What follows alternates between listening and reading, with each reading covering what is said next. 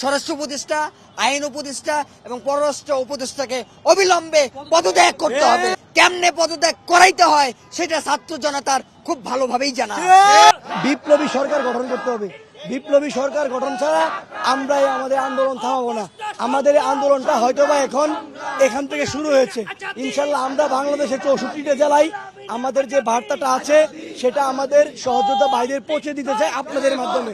আমরা শুধু বলতে চাই যে আমাদের যে বিপ্লবী যারা আছে তাদেরকে প্রশাসন তাদের নিরাপত্তা দিতে ব্যর্থ হচ্ছে। প্রশাসনকে বারবার বলার পরেও আমাদের নারী সহযোদ্ধা বোনেরা সাইবার বুলিং এর শিকার হচ্ছে। আপনারা দেখেছেন গতকালকে আমাদের একজন সহযোদ্ধা বোন সুইসাইড পর্যন্ত করেছে। এটা সুইসাইড না আত্মহত্যা সেটাও আমরা জানি না। সেই শহীদের খুনিকে ডেন্টিস্টের পরামর্শ নাও নতুন কোলগেট অ্যাক্টিভ সল্ট। অনতিবিলম্বে যত দ্রুত সম্ভব আমাদের সামনে এনে তার শাস্তি বিদ্যমান করতে হবে। আর তা যদি না করা হয় এই শাহবাগের মাটিতে আমরা শাহাদাত বরণ করব।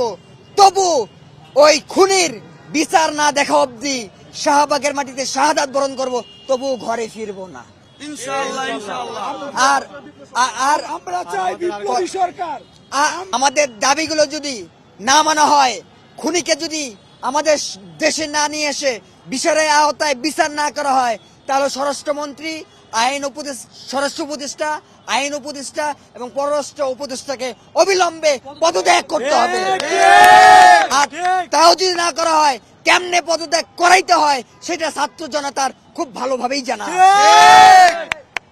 এবং তার দূষরদের বাংলার জমিনে এনে যথাযোগ্য শাস্তি দিতে, কবর রচনা করতে আওয়ামী লীগের, কবর রচনা করতে যুবলীগের, কবর রচনা করতে স্বেচ্ছাসেবক লীগের।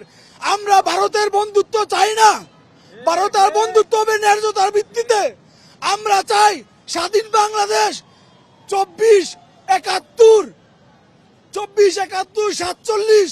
আমরা চাই না ভারতীয় আগ্রাসন। আমরা চাই ভারতীয় পূর্ণ বয়কট। ভারত আমাদের বন্ধু নয়, ভারত আমাদের শত্রু। আমি সকলকে, আমাদের দেশের সকল মানুষকে বলবো, ভারতীয় পূর্ণ বয়কট করুন, ভারতীয় পূর্ণ বয়কট করুন।